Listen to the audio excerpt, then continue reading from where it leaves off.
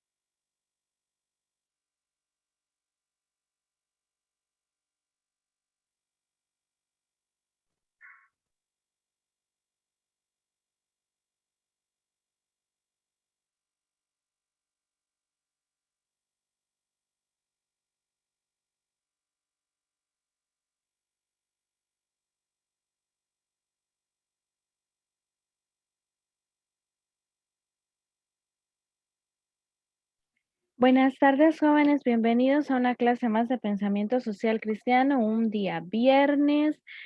Vamos a empezar con la clase. Eh, para comenzar, ¿verdad? Antes de entrar de lleno con el tema de esta semana, pedirles que si tienen alguna duda o quieren que les aclare algo para el trabajo que vamos a entregar el día de hoy, el acceso va a estar disponible a partir de las 6 de la tarde.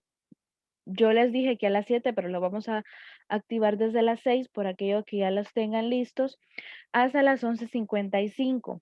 Pedirles por favor que no esperen hasta llegar hasta el límite de hora, porque a veces el mismo sistema se satura y no les permite subir la tarea. Entonces, pedirles de favor que al menos a las 11:40, 11:45 ya todos los trabajos estén subidos al 100% para que no tengan esas dificultades. Ok, ¿hay alguna pregunta con respecto al trabajo?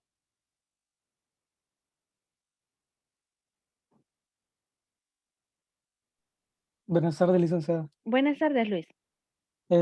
¿Tendrá alguna como extensión definida el trabajo en cuanto a palabras o páginas? No sé. No, máximo no hay, pero sí mínimo. Unas mínimo 3 páginas. Como vamos a estar hablando de aproximadamente 6 documentos, entonces podemos trabajar 2 documentos por página para que no consideren que es mucho lo que van a entregar, ¿verdad? Uy, Víctor. Entonces, pedirles, ¿verdad? De que lo mínimo que sea, sean unas 3 páginas. ¿Alguien más?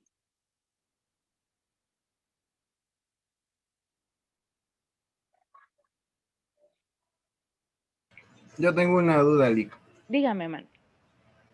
Mi duda era más como en la encíclica de Mater et Magistra, ya Ujú, que eh, en todo lo que yo estuve leyendo, ujú. no me quedó como muy claro eh, en qué problemática se centraba, porque lo único que yo alcancé a notar, vea, es Ujú. que ajá, reiteraba su compromiso con la labor social y que se proclamaba madre y maestra de todos los pueblos, pero no me quedó como muy claro las problemáticas En que realidad, abordaba. en materia magistra, más que todo es dar a entender, por eso yo les hacía la pregunta en la clase pasada, que cuál era la misión de la iglesia dentro del mundo. Entonces, porque más que todo, en materia magistra es la iglesia madre maestra, la iglesia guía, la iglesia que vela, la iglesia que se involucra en las situaciones sociales. Entonces, más que todo, ese es un reiterado a la opción que hace la iglesia hacia los más pobres. Por eso es que recuerden ustedes, y creo que es bueno aclararlo, ¿verdad? El hecho de que no es tanto el punto, es bueno que saquen los puntos centrales de cada uno de los documentos, pero también lo importante que tienen que hacer ustedes es sacar eh, en qué, o sea, en qué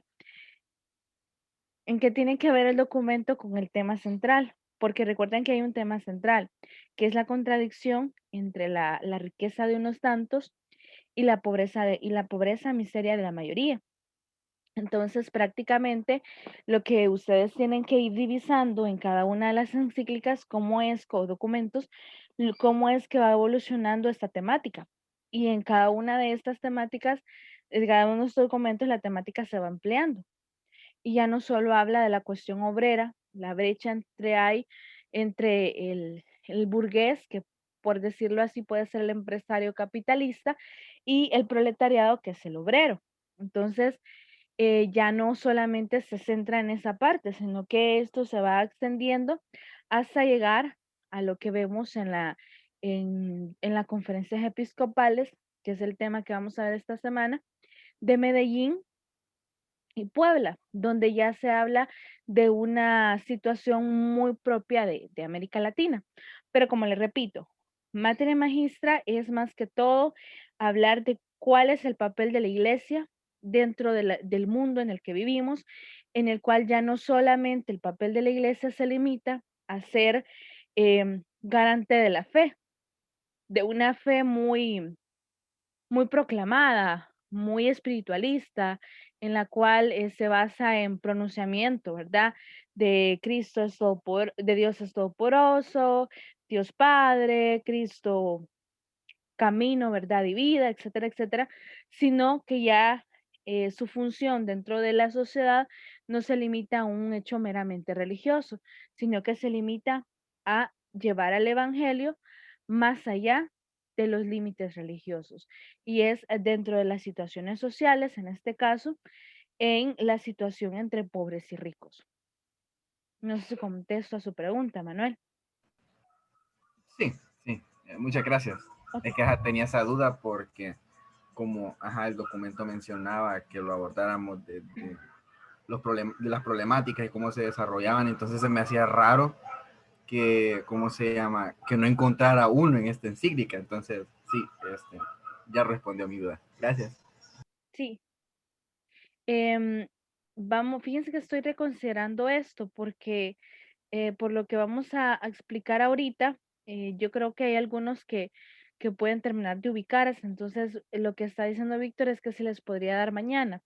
Precisamente por eso lo dejé para el viernes, porque el límite de todas las entregas son los sábados, ¿verdad?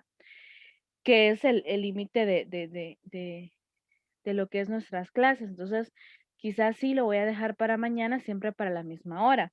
Pero eso quiere decir que no hay excusa de que me digan mañana a las 12 de la noche que no les voy a contestar. Mire, fíjese que no le podemos entregar el trabajo. Entonces, quizás yo sé que los trabajos ya están listos. Entonces, quizás nada más revisarlos nuevamente, ver que concuerden con la idea central y ya eso lo podemos hacer en un día y ya mañana pues me lo envían, ¿verdad? Así que si gustan, voy a tomar en consideración la sugerencia de Víctor de mandarlo para el día de mañana. ¿Ok? ¿Estamos de acuerdo? ¿Sí? Ok. Entonces, ¿alguna otra pregunta?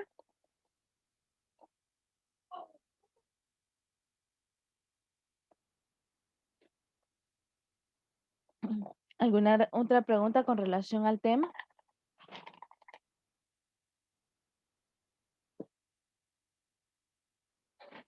Con relación a lo que estamos viendo.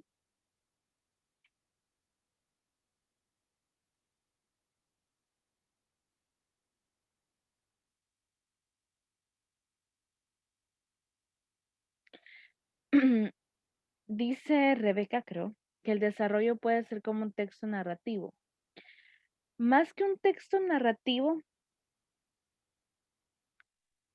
mm, más que texto narrativo, no sé si entendemos lo mismo, es más que algo analítico y crítico. ¿Por qué? Porque es que esto de la contradicción entre ricos y pobres, pero más que contradicción entre ricos y pobres, es la contradicción que existe entre que la ironía, por decirlo así, que existe entre ricos que son muy pocos y tienen el poder acumulado a eh, pobres que son muchos y que viven en miseria. Entonces, ese es el tema central. Entonces, más que algo que ustedes puedan escribir, ¿de qué habla, a qué se refiere Rerum Novarum de este tema? Y que van a encontrar ya los puntos y todo, es más un análisis el que ustedes van a hacer.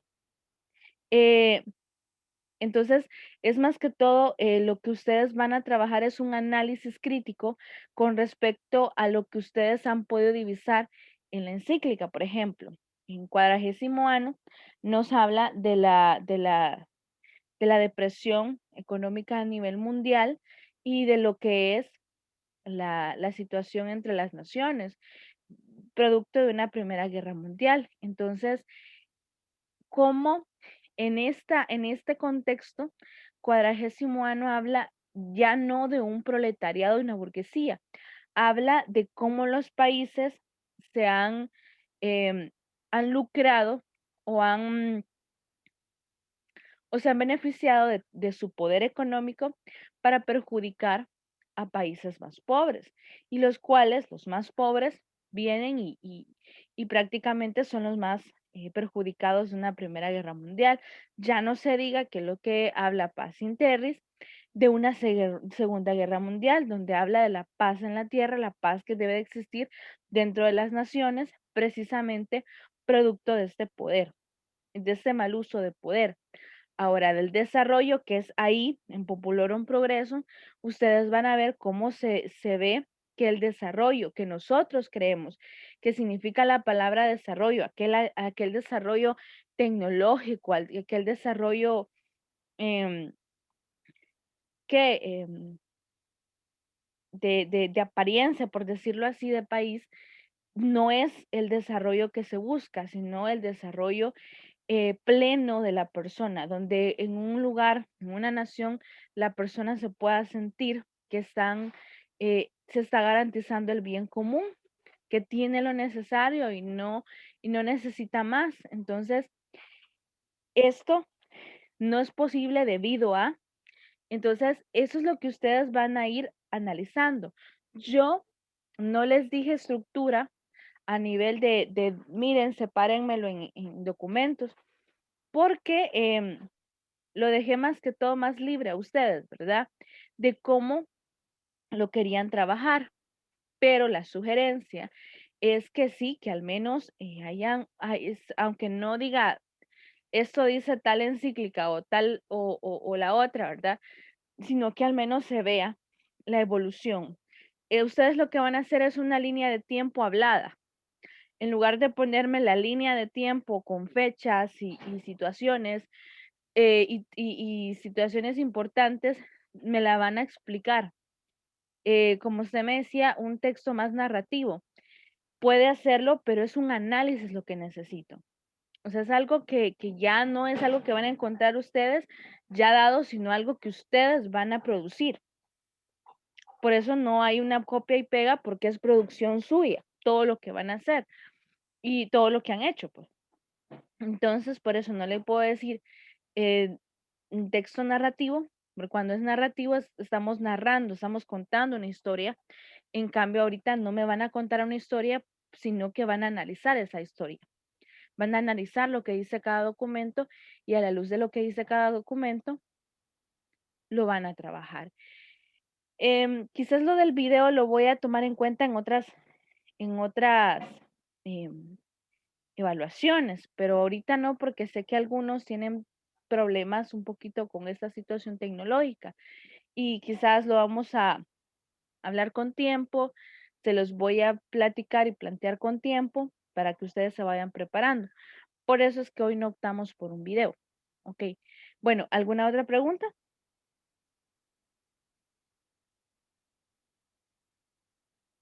Bueno, entonces si no hay pregunta, vamos al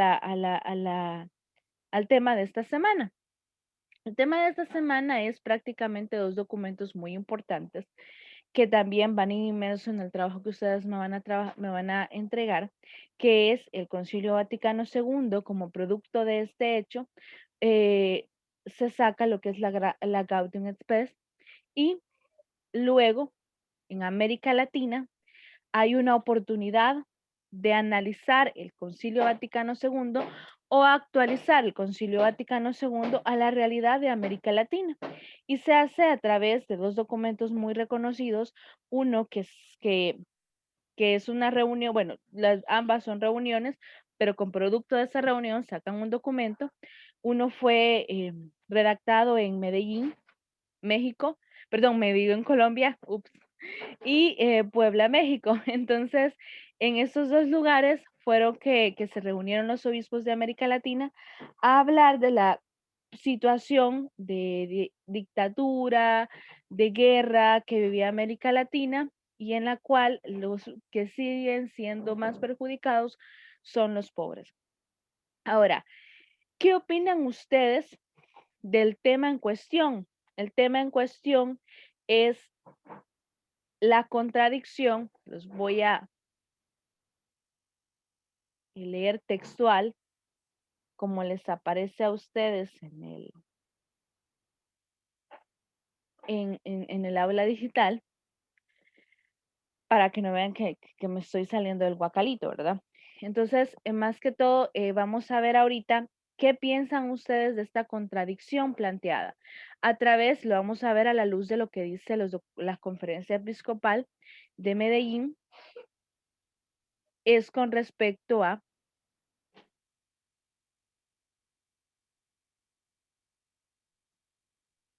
Permítanme. A la contradicción fundamental señalada por Rerum Novarum, en la acumulación de riquezas de unos pocos a costa de la miseria de las mayorías populares. Ahora, ¿qué opinan de este tema? La acumulación de riquezas en unos pocos a costa de las miserias de las mayorías populares. ¿Qué piensan de esto ustedes? ¿Será que esto existe? ¿Será que es algo real? ¿Qué piensan?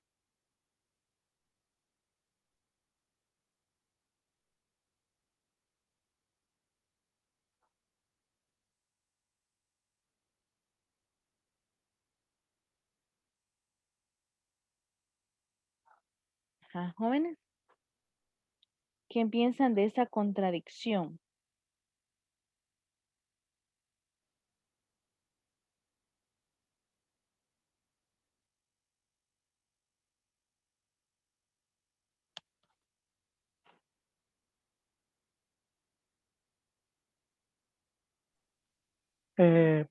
Yo considero, licenciada, que a pesar de ser como, sí, según lo que leía en un fragmento de la clase donde se trata la Rerum Novarum, que siempre van a existir como cierta parte de esa situación y de esa diferencia. Lo que llega a cambiar es más que todo el contexto, y ese contexto es como el que define como la forma en que se puede llegar a ver esas diferencias, ¿ve? En la actualidad es como más marcado porque hay como bastante publicidad, por así decirlo, hay un mercado que llega a, a jalar a cierta área de la población que tiene como cierto estatus, perdón, y eso como que genera que a las personas se sientan como superiores, por así decirlo, generando y marcando mucho más esas diferencias, ¿verdad? No solamente en eso, en ese aspecto, sino también puede verse desde desde el punto donde las personas pueden llegar a vivir, su estilo de vida, por ejemplo, y es ahí donde, pues, desde un punto de vista como de los documentos y de las encíclicas, como nosotros como personas, pues, ir bajando más que todo como esa brecha que diferencia bastante en esa como contradicción, ¿verdad? Como las personas que pocas personas llegan a tener todo y muy pocas personas llegan a tener la mayoría, perdón, una gran falta de recursos, ¿verdad? Eso. ¿Y consideran ustedes que en realidad esto es una contradicción?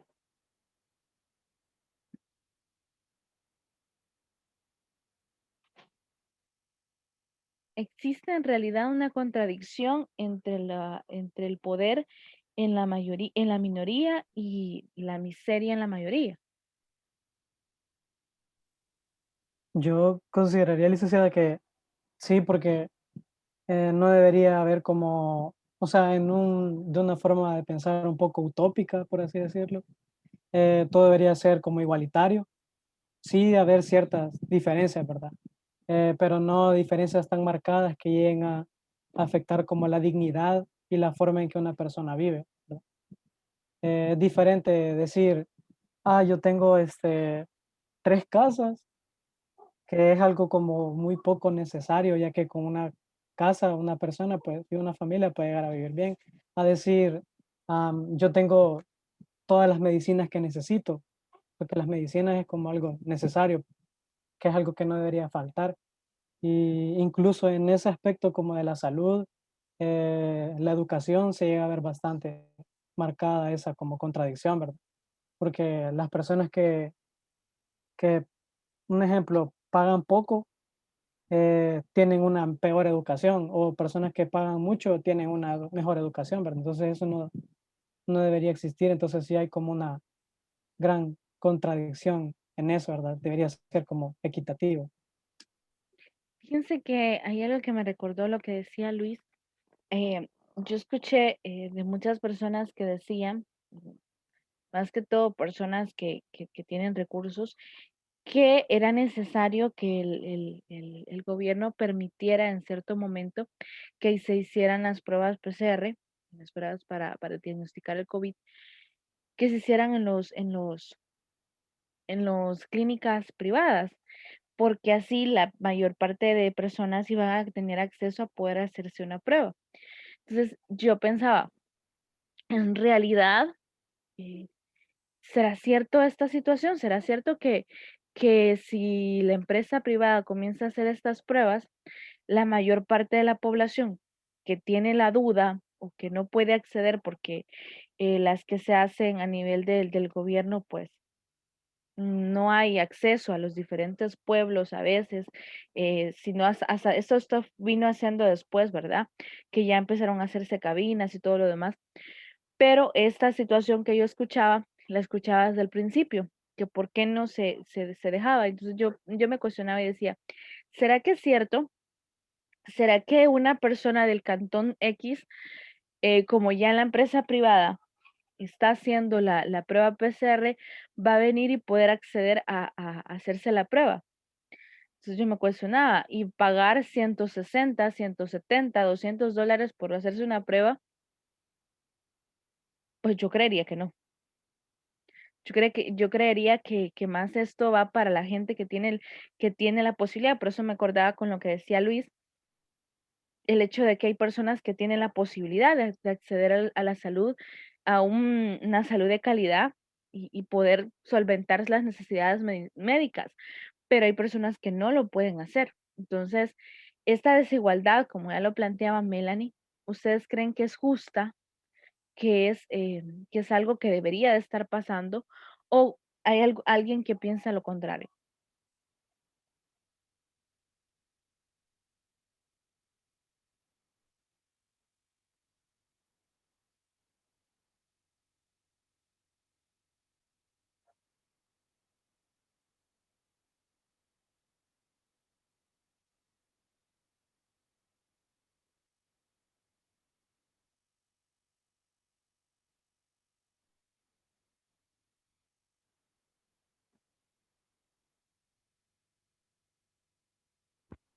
Yo creo que es todo lo contrario a la justicia porque no se le da a cada uno lo que le corresponde Ujú. y no se le da como una retribución que sea equitativa, sino que a unas personas se les da más o ellos obtienen más y otras personas obtienen menos. Entonces ahí es donde la brecha no termina de cerrarse entre los ricos y los pobres. Gracias, Melanie. ¿Qué piensan los demás?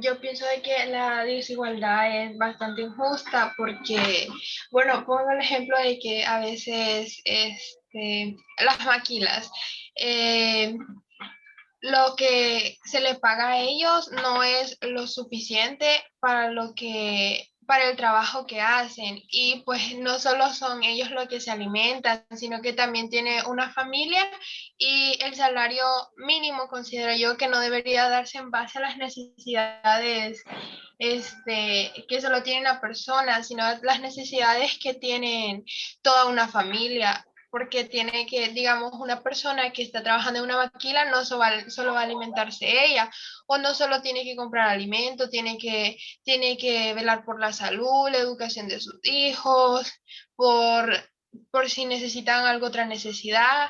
Entonces creo que la desigualdad es bastante injusta. Gracias, Diana. ¿Qué piensan los demás? ¿Alguien que piensa diferente a las compañeras?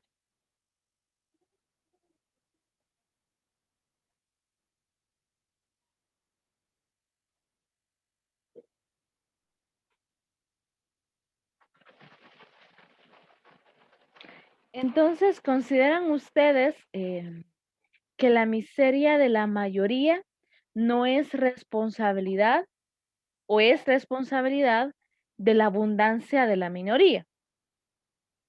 ¿Qué piensan ustedes de esto? Que la miseria de la mayoría es responsabilidad de la abundancia de la minoría. Puede ser que sí, ¿Por qué, porque, Fernando? porque muchas veces, por más que nos duela decirlo, nosotros mismos, que somos, así por decirlo, los que tenemos bajos recursos, no, entre nosotros mismos nos terminamos creando la desigualdad solamente por tener un poquito más que el otro. Así Por intentar que, acaparar. eh, Por intentar acaparar.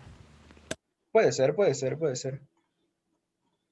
Pero también nosotros mismos creamos la desigualdad. Ahí está la cosa.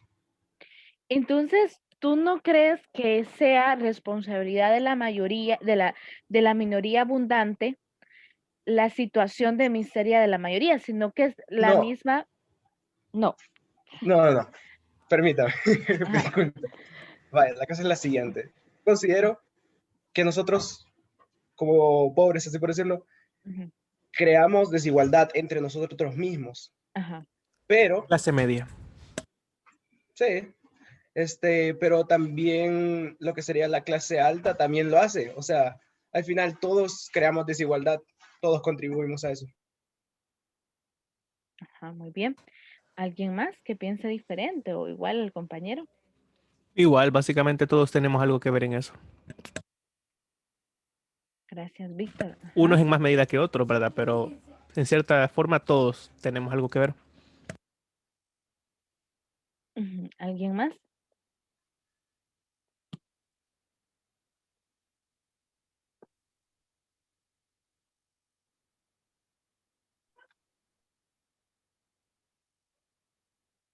Ujú. Yo pienso que la minoría que tiene, bueno, el poder, digámoslo así, sí tiene que ver en que hagan las desigualdades, porque sí hay muchas personas que tienen demasiado poder para poder crear plazas de empleo para personas que las necesitan, pero no se las dan, no les ofrecen esa oportunidad. Y también con respecto a lo que decían los compañeros anteriores de que nosotros mismos creamos igualdades, pues tuvo que haber un ejemplo antes de eso para que esas mismas personas llegaran a cometer lo mismo. Ajá. A ver, ¿alguien más? Yo creo que muchos que ahora son minoría y tienen más, varios vinieron de la mayoría que tenían menos y pues se esforzaron para llegar quizás a donde están. Entonces, ¿tú crees que sí es justo? Porque, bueno, pregunto, ¿verdad? No estoy afirmando nada. ¿Tú crees que es justo entonces que haya una minoría rica, abundante, debido al esfuerzo que esa riqueza le ha costado? No creo que sea totalmente justo, pero o sea, muchas personas sí quizás les tocó esforzarse el doble, quizás no tenían muchas posibilidades y ahora están donde están. Eh, Aunque obviamente no creo que sea justo que sean tan pocas, ¿verdad? Ujú. ¿Qué piensan los demás de lo que acaba de decir el compañero?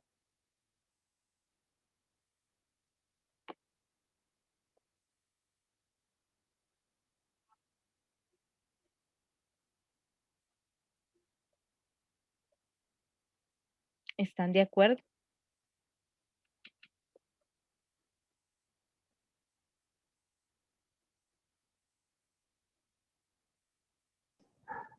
Buenas tardes, licenciada. Buenas tardes, Eh, Astrid. Desde mi punto de vista, sería de evaluar lo que es la situación, ya que como lo mencionaba el compañero, muchas personas han luchado y han hecho demasiados esfuerzos para llegar a tener un poco más de lo que antes no tenían, pero otras personas, esto ha sido costa al trabajo de otros o al esfuerzo de otros, entonces es injusto hasta cierto punto de que esté bien a costa de otros, pero cuando las personas han luchado por salir adelante y cambiar un poco sus vidas y tal vez abriendo oportunidades a otras personas para que las cambien de igual manera, eso es de aplaudirse. Todo depende del contexto. Gracias, Astrid. Y ahora, ¿ustedes qué piensan de estructura? ¿Qué significará la palabra estructura?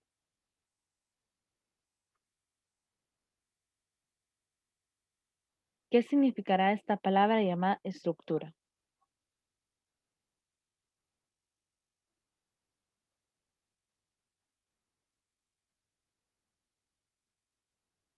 ¿Qué será una estructura?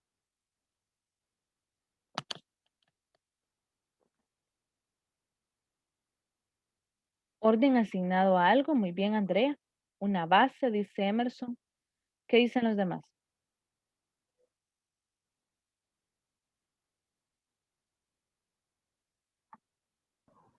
Desde mi punto de vista es un lineamiento o una consistencia que hay que seguir para formar algo o para ser parte de algo. Gracias, Astrid. ¿Qué es una estructura?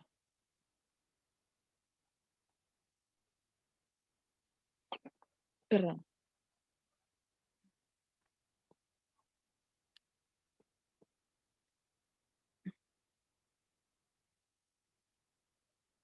¿Qué nos dirá eso de las estructuras?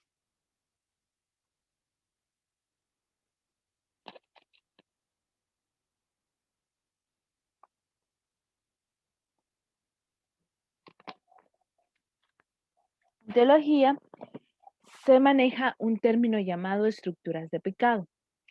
¿A qué se refiere con este término estructuras de pecado?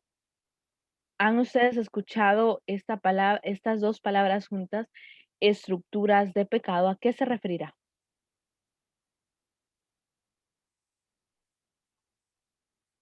La forma en que generalmente se realizan los pecados, se podría decir. O sea, como lo general que suele pasar. Ujú. ¿Alguien más?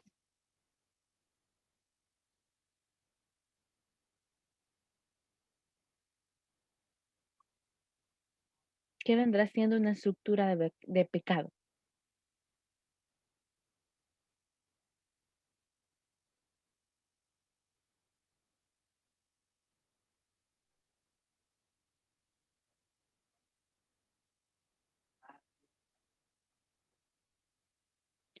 A veces en la iglesia o a veces en algunas comunidades religiosas se tiende a pecamin- pecaminizar todo. ¿En qué sentido? En que todo es pecado. En que la forma de vestir, en que la forma de hablar, en la forma de comportarse, eso es una situación de pecado. Cuando en realidad a veces dejamos a un lado aquellas situaciones que sí hacen daño a la sociedad. En este caso, las estructuras de pecado son instituciones. ¿Qué hacen estas instituciones? Estas instituciones hacen todo en contra de lo que dice la ley divina, por decirlo de alguna manera, y están en conjunto con pecados personales. Cuando hablamos de estas instituciones, hablamos instituciones de corrupción, instituciones de poder, a donde prevalece el poder absoluto, a donde hay instituciones donde se tienden a oprimir. El objetivo de estas estructuras de pecado es oprimir a la gran mayoría y están prácticamente lideradas por una minoría que tiene poder. Entonces, en los documentos de Medellín y Puebla se nos habla de cómo esas estructuras de pecado están dominando muchas partes de Latinoamérica. Y lo que están creando es una brecha aún más grande entre estas dos clases sociales. Cuando hablamos de ricos o de la abundancia en la minoría, estamos refiriéndonos no a que hay personas que por mucho esfuerzo en su vida han logrado llegar hasta cierto nivel académico o han logrado llegar hasta cierto puesto académico, sino que son personas que tienen, lideran estas estructuras y lo que hacen es dominar y es someter. Por eso es que cuando hablamos de una contradicción, escuchamos muy bien esta parte donde dice contradicción a costa.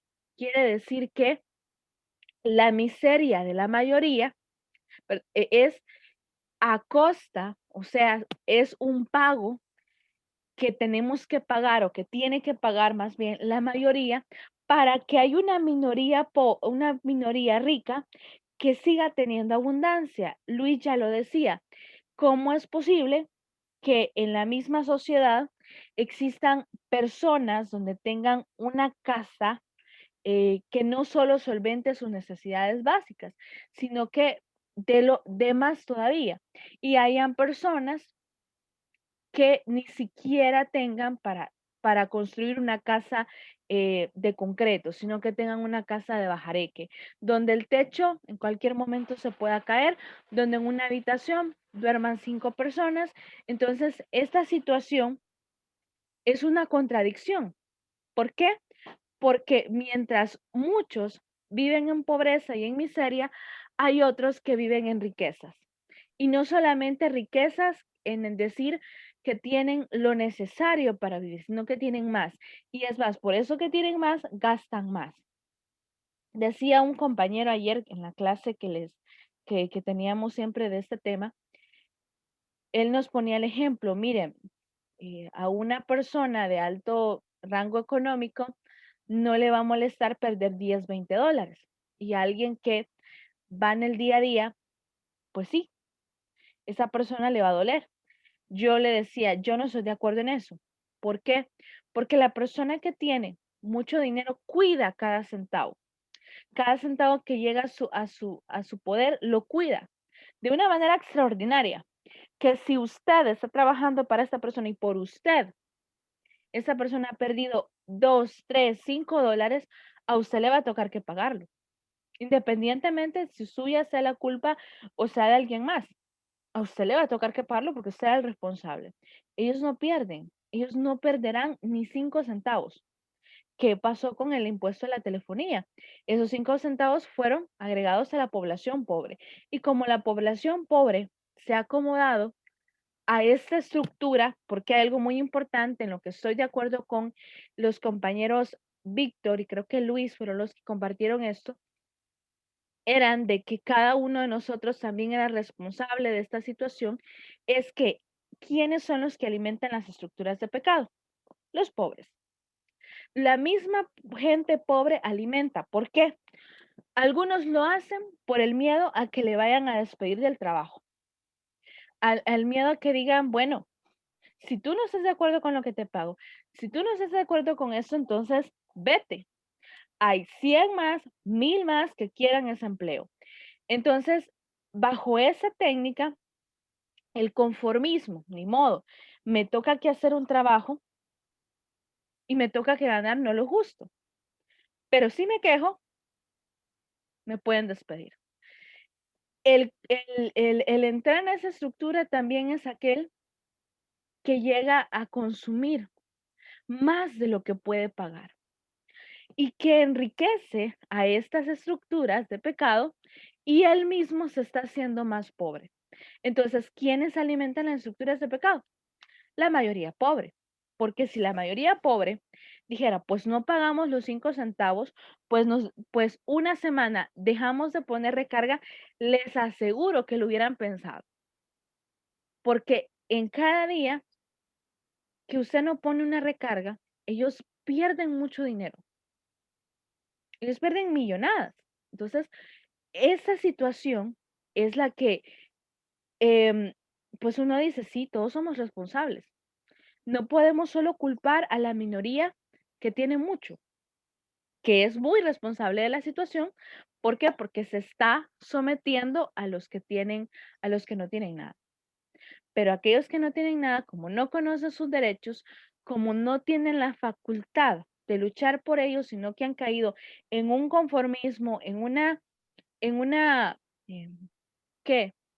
En una comodidad tan grande. Entonces, ¿qué pasa? Y esto es lo que dice Medellín y Puebla. Es importante, y ahí va el papel de la iglesia, en hacerles saber que estos pobres no deben de ser pobres pasivos, conformistas, sino que estos pobres deben de luchar por sus derechos, deben de luchar por lo que es justo, deben de buscar su propio progreso y no quedarse ahí, esperando a tender la mano a que el rico se le caiga algo y le dé.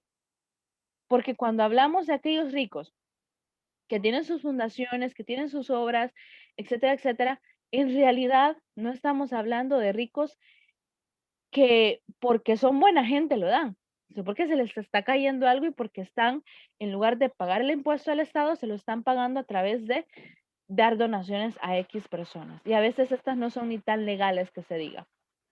Entonces, estas situaciones es las que nosotros tenemos que ir analizando.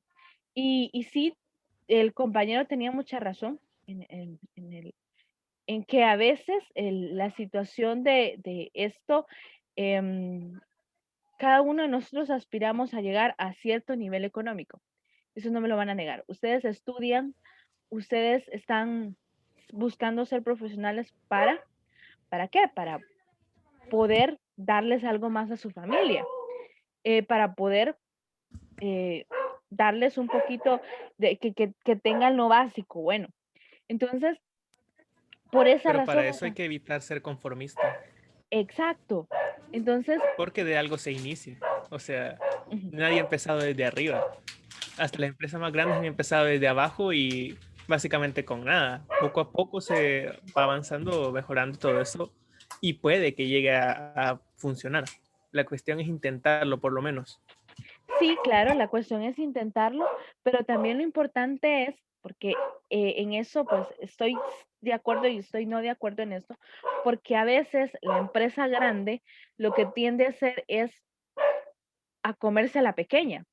Y es muy difícil para una empresa que va comenzando entrar en ese mundo. O sea, le cuesta muchísimo. O sea, no es lo mismo a una empresa con alto renombre a una empresa que va iniciando.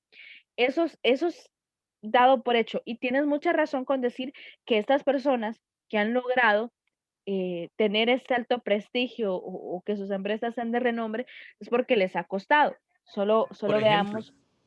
perdón. Diga, Por dígale. ejemplo, veamos, Apple. Esa empresa empezó por alguien de que en su garage, alguien en Estados Unidos de repente se dio cuenta de las computadoras que estaba empezando y dijo, bueno, voy a inventar la propia. Y empezó con un amigo en un garage. Walt Disney también empezó en un cuarto de su casa. De repente alquiló un cuartito por ahí. O sea, todos empezaron desde abajo prácticamente. La cuestión es, bueno, aparte de intentarlo, ser constante y tratar de salir adelante a pesar de las altas o bajas que pueda tener en el tiempo. La empresa, la cuestión es seguir, o sea, es seguir intentando. Sí, la única diferencia que hay entre estas dos situaciones, y es a la que yo apelo un poco, es al hecho de que estamos hablando de que ellos se desarrollan en un país como Estados Unidos, y Estados Unidos le potencia mucho a la educación, le apuesta mucho al crear genios, al darle todo lo necesario a estos genios para poder luego sacar provecho de ellos, ¿verdad? Entonces, el, la diferencia que hay entre países pobres como el nuestro, en la cual no hay genios como, como la talla de Bill Gates o de este señor Steven, si me ayudas con el nombre. Ahí sí no me acuerdo el nombre de él, Pero precisamente. Steven es más o menos.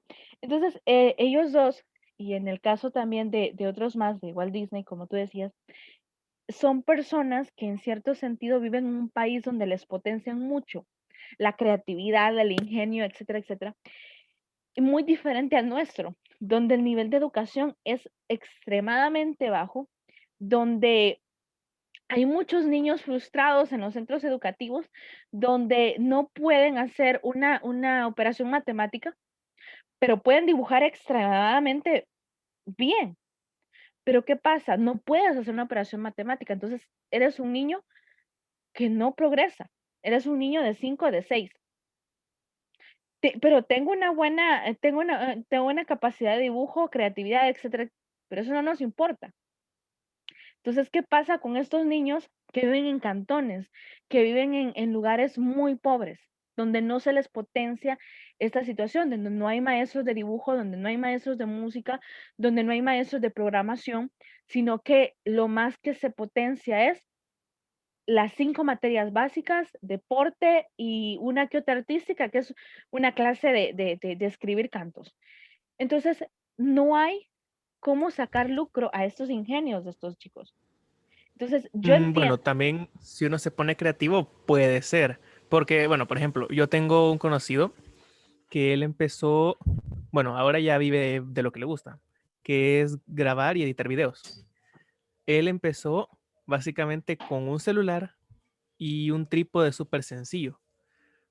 Empezó desde abajo solo con eso y ahora ya graba spot publicitarios bastante profesionales, ya tiene hasta un dron, ya tiene mejor equipo y él empezó desde abajo, o sea, en la misma universidad que él estaba estudiando, de repente empezó a intentar trabajar de eso de forma independiente y ahora le va bastante bien. La cuestión era cómo uno intenta llegar a la gente, cómo uno intenta mostrar de lo que uno llega, de lo que uno puede ser capaz, inclusive con lo poco que se tiene. Yo le entiendo y sí, tiene razón, pero yo creo que me entiendan también esta parte. Hay gente que ni siquiera tiene para un celular. Hay niños en muchos lugares que no tienen ni siquiera para lo básico. Entonces, yo lo que estoy hablando, quizás yo me voy al extremo de pobreza, eso es lo que quiero que me comprendan. Y es lo que también habla el documento, que hay un extremo grande en el país. Imagínense, en los 14 departamentos, hay un departamento donde hay un desarrollo más avanzado. En los demás, hay miles de niños que no tienen acceso a todas estas tecnologías, que no tienen acceso a todo esto y no se les potencia. Entonces, a lo que yo voy es a esta parte, a que a esta gran mayoría es a la cual hay que prestar mucha más atención y es a la cual hay que darle más oportunidades. Estoy de acuerdo con lo que tú dices y con lo que me imagino que la mayoría piensa, es que todo está en la persona, todo está en las ganas de superarse. Pero ¿qué pasa con estas chicas que la única aspiración de superación es, termino mi bachillerato, me acompaño y tengo mi casa a la par de la de mi mamá? Es una champita, 18 años. Entonces, ¿qué le va a dar a su hijo? ¿Qué le va a, a heredar? La misma aspiración. Y así va a ser con las siguientes generaciones. Porque precisamente no hay como ¿cómo se llama? La apertura, la visión de, precisamente porque no se les ha dado la oportunidad. Y en este caso es el hecho de que em, es esta la extrema pobreza, es esta la contradicción a la que se está refiriendo el documento. ¿Cómo es posible que hay gente que vive y que no puede aspirar a más? Claro, hay casos muy contaditos que logran llegar a, pero que no puede aspirar a más, que no tiene la capacidad de hacerlo, que no se le han abierto los ojos para aspirar, porque la misma estructura de pecado le conviene que la facilidad de educación no llegue, le conviene que no tengas acceso a salud, le conviene muchas cosas. Le conviene muchas cosas a lo que es la misma estructura de pecado, para que la persona no se supere. O sea, yo les entiendo, nosotros pensamos desde el punto de vista de capitalinos, de una clase pobre que puede aspirar y llegar a, pero hay otra clase donde no hay, donde no es pobreza, sino que es miseria, y se ha conformado y se ha acomodado, y no busca una visión más allá, que lo más es trabajar en una fábrica o lo más es tener quizás el bachillerato y ponerse a trabajar en alguna obra, ¿verdad? Entonces, esas son el tipo de aspiraciones a las cuales esas personas llegan, precisamente, y este es ahí donde el deber de la iglesia es llevar y decir, no, ustedes tienen la facultad de derechos, ustedes tienen la posibilidad de ser más, ustedes tienen la oportunidad de superarse. Entonces, es allí donde la misma iglesia habla de algo llamado opción preferencial por los pobres. sea optar y preferir a esta clase pobre para que tenga las herramientas necesarias para que dejen de ser pobres pasivos y se vuelvan pobres activos en su propia vida, que quieran hacer más de su propia vida. Eso es lo que se tiene que apostar. ¿Hay algún comentario con respecto a esto?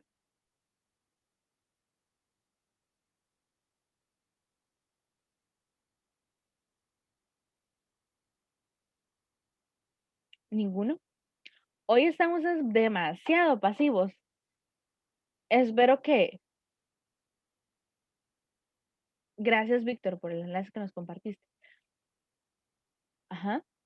Bueno, espero que todo esté claro con los trabajos. Bueno, yo creo que ya están listos para entregarlo ahora entonces, porque han estado bastante pasivos. Me imagino que conocen muy bien el tema y que no habría problema entonces para entregarlo hoy. Pero bueno, ya hablamos de entregarlo mañana, así que se queda la entrega para mañana. Solamente pedirles que si tienen alguna duda, bueno, este era el momento para poderlas solventar. Agradecerles mucho por el espacio que se han tomado. Pasen una bonita tarde. Nos vemos el próximo día viernes. Cuídense mucho. Adiós, Lick. Adiós, María José. Adiós.